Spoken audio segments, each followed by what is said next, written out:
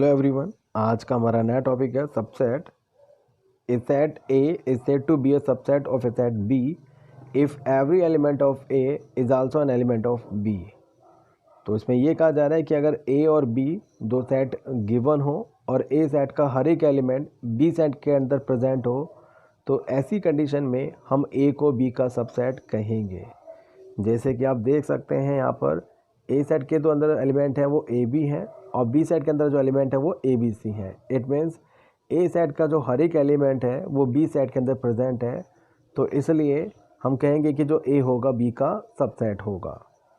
ठीक है, और जब ए बी का सबसेट है तो उसको सिम्बॉलिकली लिखा जाता है कुछ इस तरीके से, ए सबसेट ऑफ बी। ये जो साइन है इसका मतलब है इज सबसेट ऑफ।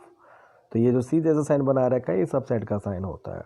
और एक सेट का दूसरे सेट का सबसेट होने की कंडीशन ये है कि अगर पहले सेट के सारे एलिमेंट अगर दूसरे सेट के अंदर प्रेजेंट हो तो पहले सेट दूसरे सेट का सबसेट बोला जाएगा। जो छोटा सेट होगा जो स्मॉलर सेट होगा उसको हम सबसेट बोलेंगे दूसरे सेट का, लेकिन जो बड़ा सेट होगा उसको सुपर सेट बोला जाएगा। जैसे कि यहाँ पर अगर ए बी का सबसेट है तो बी ए का सुपर सेट कहलाएगा। ठीक है, इस बात को ध्यान रखिएगा। Number of subset of a set, तो एक सेट के कितने सबसेट्स हम फाइंड आउट कर सकते हैं। If a set has n elements the number of subset of that set equal to 2 की पावर n। अगर किसी सेट में n एलिमेंट्स प्रेजेंट है गिवन है तो उस सेट के जो सबसेट होंगे वो हम 2 की पावर n के फॉर्मूले से फाइंड आउट कर सकते हैं। अगर हमें पता है कि किसी सेट में n एलिमेंट्स हैं तो उस सेट के जो सबसेट होंगे वो 2 की पावर n से हम फाइंड आउट कर सकते हैं। तो एक एग्जांपल से देखिएगा, आपको एक सेट यहाँ पर ए गिवन है p और इसमें दो एलिमेंट हैं p और q। अब ए सेट के अंदर क्योंकि दो एलिमेंट है तो जो उसके सबसेट होंगे वो हम 2 की पावर n से निकाल सकते हैं। n का मतलब होता है number of element in given set, वो 2 है तो यह आ जाएगा 2 की पावर 2 इक्वल टू 4, यानी कि ए सेट के जो सबसेट होंगे वो 4 होंगे। तो कभी भी आपको पता करना हो कि किसी सेट के कितने सबसेट होंगे तो 2 की पावर n ये फॉर्मूला होता है सबसेट को पता करने का कि कितने सबसेट हैं। n के प्लेस में नंबर ऑफ एलिमेंट पुट कीजिएगा, उससे आप निकाल सकते हैं। तो ए के यहाँ पे 4 सबसेट्स होंगे और वे कौन कौन से होंगे ये भी आपको पता होना चाहिए। सबसेट का मतलब ये कि सेट में से आपको छोटे छोटे सेट वहाँ पे ऑब्टेन करने हैं, तो आप किस तरीके से बना सकते हैं। तो आपको बता दें, एक तो फाई यानी नल सेट हर एक सेट का सबसेट होता है, ये बात आपको ध्यान रखनी है। नल सेट हर एक सेट का सबसेट होता है, एक तो ये हो गया। और एक फिर आप इसमें पी को अलग करके लिख दीजिएगा, एक बार क्यू को अलग करके लिख दीजिएगा, और एक कोई भी सेट अपने आप का भी सबसेट होता है, ये भी ध्यान रखिएगा। तो इसके 4 सबसेट क्या क्या होंगे। सबसे पहले नल सेट, क्योंकि वो हर एक सेट का सबसेट होगा। फिर जो उसमें एलिमेंट्स गिवन थे उनको अलग अलग करके लिखेगा। हमने पी को अलग करके लिखा, एक सेट ये बनकर आ गया, क्यू को अलग करके लिखा, दूसरा एक सेट यहाँ पर ये बनकर आया। और कोई भी सेट अपना आपका भी सबसेट होता है तो एक सेट ये बनकर आएगा। तो कुल मिला के ये जो 4 होंगे ये सबसेट होंगे किसी गिवन मतलब इस सेट ए के। आगे देखिएगा, ऐसे हम सबसेट ऑफ ए निकालने हो जिसमें एलिमेंट है पी क्यू आर, ये 3 एलिमेंट अगर इसके भी सबसेट हमें पता करने हो तो वही तरीका, सबसे पहले पता करेंगे इसके कितने सबसेट होंगे। तो वो हम 2 की पावर n के फॉर्मूले से निकाल सकते हैं। n के प्लेस में पुट करेंगे 3, क्योंकि वहाँ पे 3 एलिमेंट गिवन है उस सेट के अंदर, तो ये आ जाएंगे 8। अभी 8 सबसेट क्या होंगे, तो जैसे आपको बताया गया कि 5 यानी नल सेट हर एक सेट का सबसेट होता है। फिर पी क्यू आर को अलग अलग करके लिखेंगे इसमें, फिर इसमें हम दो एलिमेंट करके लिखते हैं, तो एक बार पी क्यू, एक बार क्यू आर और एक बार आर पी। ठीक है, ये हो गए। और एक बार कोई भी सेट अपना आपका सबसेट होगा एक ये, तो 8 सबसेट आपके ये बनकर आएंगे। तो इस तरीके से हम पता कर सकते हैं कि इस सेट के कितने सबसेट होंगे और वे सबसेट क्या क्या होंगे, वो आप इस तरीके से फाइंड आउट कर सकते हैं। एक बात इसमें ध्यान रखिएगा, अगर पी क्यू के सबसेट की हम बात करें तो वो जैसे अभी हमने ऊपर मेंशन किए थे, वो फाई, पी क्यू और पी क्यू ये चारों सेट होंगे। लेकिन इसमें जो फाई, पी और क्यू हैं ये इसके प्रॉपर सबसेट कहलाएंगे पी क्यू के। ठीक है, तो इन चारों में से ये जो 3 आपके सेट हैं, चाहे वो फाई हो, पी हो, क्यू हो, ये पी क्यू सेट के प्रॉपर सबसेट कहलाएंगे। क्योंकि कोई भी जो सेट अपने आप का सबसेट होता है उसको हम प्रॉपर सबसेट में काउंट नहीं करते हैं, लेकिन उससे अलग बाकी जितने भी सबसेट होंगे वो सभी प्रॉपर सबसेट कहलाएंगे। तो इसके चारों सबसेट में से अगर हम पी क्यू को हटा दें तो बाकी के जो सेट होंगे वो कहलाएंगे इसके प्रॉपर सबसेट। तो इसलिए कभी भी अगर आपको पता करना हो किसी सेट के कितने प्रॉपर सबसेट हैं, तो जो सबसेट को फाइंड आउट करने का फॉर्मूला है उसमें से 1 को माइनस कर दीजिएगा, क्योंकि 1 को माइनस करने का मतलब सेट को माइनस कर रहे हैं जो अपने आप का सबसेट होता है। तो इसलिए प्रॉपर सबसेट को फाइंड आउट करने का तरीका होगा 2 की पावर n माइनस 1। अगले टॉपिक पर आते हैं जो कि हमारा power set. The collection of all subset of a set A is called the power set of A. तो किसी सेट के सभी सबसेटों का जो कलेक्शन है वो सेट का पावर सेट बोला जाता है। जैसे कि ए सेट के सभी सबसेटों का जो कलेक्शन होगा वो ए का पावर सेट कहलाएगा। इट मीन्स अगर ए कोई सेट है तो पी ए कहलाएगा पावर सेट ऑफ ए। ठीक है, एक एग्जाम्पल भी आपको दिखाएगा किस तरीके से पावर सेट को ऑब्टेन कर सकते हैं भाई। जैसे कि आप देख सकते हैं कि यहाँ पर जो सेट ए है वो पी क्यू है। सबसे पहले हम इसके सबसेट निकालेंगे। तो जैसा आपको बताया सबसेट होते हैं किसी सेट के कितने सबसेट होते हैं उसे 2 की पावर n से निकाल सकते हैं। 2 की पावर 2 इक्वल टू 4 इसके सबसेट होंगे। वो 4 सबसेट क्या क्या होंगे, तो 4 सबसेट होंगे ये फाई पी क्यू और पी क्यू, जो हम ऊपर भी ऑलरेडी डिस्कस कर चुके हैं। ठीक है, अब इन चारों सबसेटों को अगर हम एक सेट में बनाकर लिखें तो क्या करेंगे, इन चारों सबसेटों को एक सेट में बना के लिखने का मतलब इन चारों को एक ब्रैकेट के अंदर आप मेंशन कर दीजिएगा। तो इन चारों को ब्रैकेट में मेंशन करने पर ये सेट आपका बनकर आएगा। ठीक है, ये सेट आपका बनकर आएगा। तो ये कहलाएगा सबसेटों का सेट, यानी कि सबसेटों का कलेक्शन। तो ये जो सबसेटों का सेट है इसी को बोलेंगे पावर सेट ऑफ ए और डिनोट करेंगे पी ए से। ठीक है, तो इसलिए अगर आपको कभी भी किसी भी सेट का पावर सेट पता करना हो तो पहले आप उसके सबसेट्स को फाइंड आउट कीजिएगा, उनके सबसेट को लिखिएगा, उन सब सबसेटों को एक ब्रैकेट के अंदर मेंशन कर दीजिएगा, तो वो सेट का पावर सेट बन जाएगा। और पावर सेट में उतने ही एलिमेंट होते हैं जितने किसी सेट के सबसेट होते हैं। इसके बाद इसमें कुछ क्वेश्चन आपके एक्सरसाइज में गिवन है, तो उनके बारे में यहाँ पे हम डिस्कशन कर रहे हैं। An element is related with the set by this symbol. जब भी हम किसी एलिमेंट और सेट के बीच में रिलेशन की बात करते हैं कि वो एलिमेंट और सेट के अंदर प्रेजेंट है या नहीं है, तो वहाँ पर हम ये साइन का यूज़ करते हैं, belongs to, does not belong to, जो हमने एक्सरसाइज 1 में डिस्कस भी किया था 1.1 में। ठीक है, इसके बाद जब हम किसी सेट को दूसरे सेट के साथ अगर कनेक्ट करेंगे, एक सेट और दूसरा सेट वहाँ पे गिवन है, उनको अगर हम आपस में रिलेट करेंगे तो उनके लिए सिंबल यूज़ करेंगे हम सबसेट ऑफ या नॉट सबसेट ऑफ। अगर पहले सेट के सारे एलिमेंट दूसरे में प्रेजेंट है तो वहाँ सबसेट ऑफ लिखा जाएगा, पहले सेट के सारे एलिमेंट दूसरे सेट में नहीं है तो उसको नॉट सबसेट ऑफ लिखा जाएगा। ठीक है, इसी तरीके से जब आप किसी सेट को पावर सेट के साथ कनेक्ट करेंगे तो वो कैसे करेंगे, तो आपको बता दें पावर सेट के जितने भी एलिमेंट होते हैं वो सभी सेट होते हैं।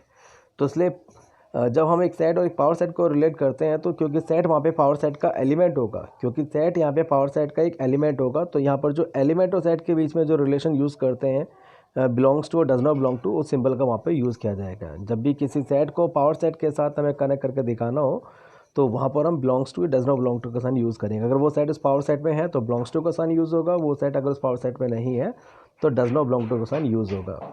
जैसे कि आप देख सकते हैं इसमें हमें यहाँ पर साइन यूज़ करने की क्या यूज़ होगा, जैसे यहाँ पर एलिमेंट 1 है, अब वो 3 4 है, अगर हम इसके बीच में रिलेशन बताना हो तो क्योंकि 1 वहाँ पे 3 4 इस सेट के अंदर प्रेजेंट नहीं है तो हम यहाँ यूज़ करेंगे डज नॉट बिलोंग्स टू का साइन।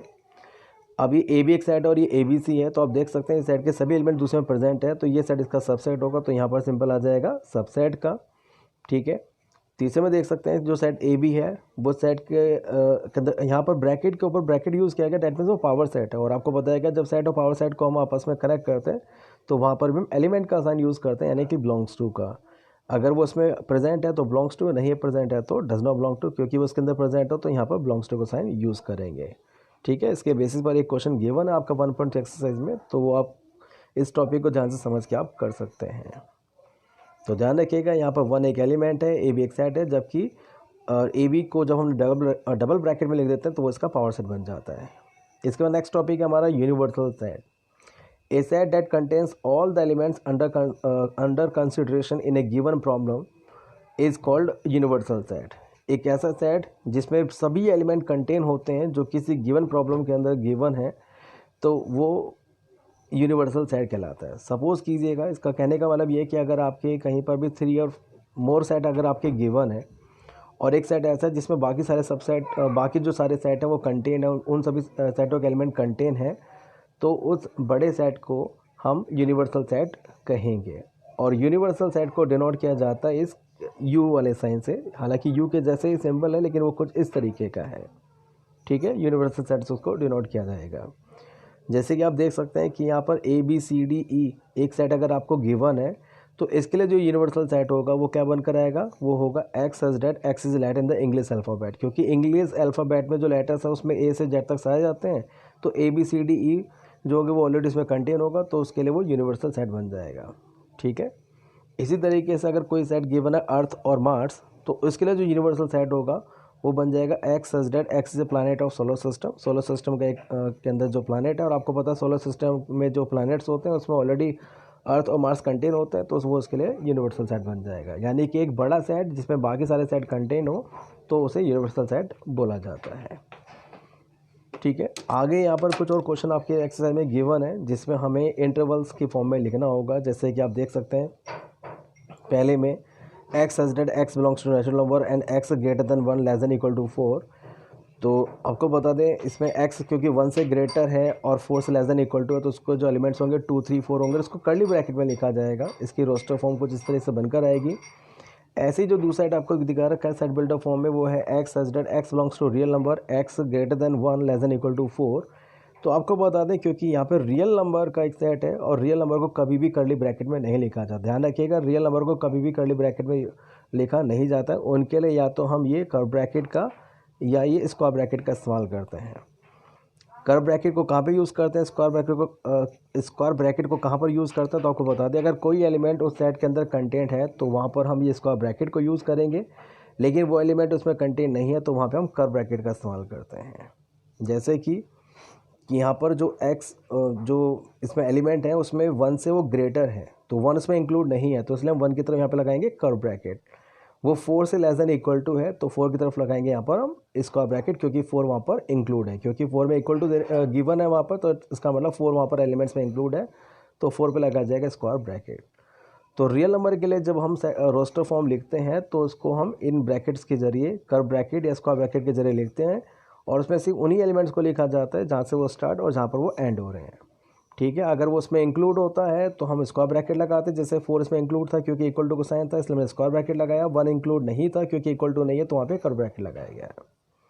आगे देखिएगा, एक और दे रखा है, दूसरा एग्जांपल है यहाँ पर कि x such that x belongs to integer x greater than equal to -1 less than equal to 3। तो उसके अगर हम एलिमेंट्स की बात करें तो उसके एलिमेंट्स को हम फाइंड आउट कर सकते हैं। तो वो होंगे -1 0 1 2 3, क्योंकि -1 इंक्लूड था, -1 को लिया जाएगा। उससे बड़े इंटीजर्स की बात करें तो 0 1 2 3 तक लेके चलेंगे, क्योंकि 3 भी वहाँ पर इंक्लूड है, और उनको हम कर्ली ब्रैकेट में लिख सकते हैं क्योंकि ये इंटीजर है। अगर इसी को हम रियल नंबर में अगर लिखते हैं तो x such that x belongs to real number x greater than equal to -1 less than equal to 3।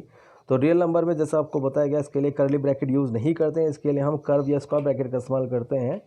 तो इसलिए यहाँ पे स्क्वायर ब्रैकेट लगाएंगे, सिर्फ 2 ही एलिमेंट लिखे जाएंगे जहाँ से वो स्टार्ट हो रहा है, जहाँ पर वो एंड हो रहा है। फिर कर्व और स्क्वायर ब्रैकेट लगाते हैं। अगर वहाँ पे इक्वल टू को साइन होगा तो हम लगाते हैं स्क्वायर ब्रैकेट, इक्वल टू नहीं होता है तो कर्व ब्रैकेट। लेकिन जैसे आप देख सकते हो दोनों में वहाँ पे इक्वल टू को साइन है तो दोनों तरफ लगा देंगे स्क्वायर ब्रैकेट। तो ये इसकी रोस्टर फॉर्म इस तरीके से बनकर आएगी। ठीक है, ऐसे आप इसको रोस्टर फॉर्म गिवन है सेट बिल्डर फॉर्म में भी आप लिख सकते हैं। जैसे कि -1,5 यहाँ पर आपको एक रोस्टर फॉर्म दे रखे रियल नंबर्स की, तो उसको सेट बिल्डर में लिखा जाएगा। तो कैसे लिखा जाएगा, x such that x belongs to real number. Real number इसलिए क्योंकि जो इंटरवल है वो रियल नंबर्स के लिए है, और जो एक्स है वो -1 से ग्रेटर देन इक्वल टू है। हमेशा ध्यान रखिएगा लेफ्ट हैंड साइड LHS वाला जो एलिमेंट होगा वो स्मॉलर होगा, और RHS वाला जो एलिमेंट होगा वो हमेशा ग्रेटर होगा। तो x यहाँ पे -1 से ग्रेटर देन इक्वल टू है। इक्वल टू इसलिए क्योंकि वहाँ पे स्क्वायर ब्रैकेट है, और लेस देन 5 है। यहाँ पर इक्वल टू नहीं है क्योंकि वहाँ पे कर्व ब्रैकेट है। तो इस तरीके से हम इसकी सेट बिल्डर कर सकते हैं। ठीक है, तो इस टॉपिक में आपकी ये सारी चीज़ें थी मतलब इस एक्सरसाइज के अंदर, तो इनको ध्यान से पढ़िएगा, समझिएगा। इनके बेसिस पे जो क्वेश्चन है 1.3 में वो करके देखिएगा। तो आज के लिए इतना काफ़ी।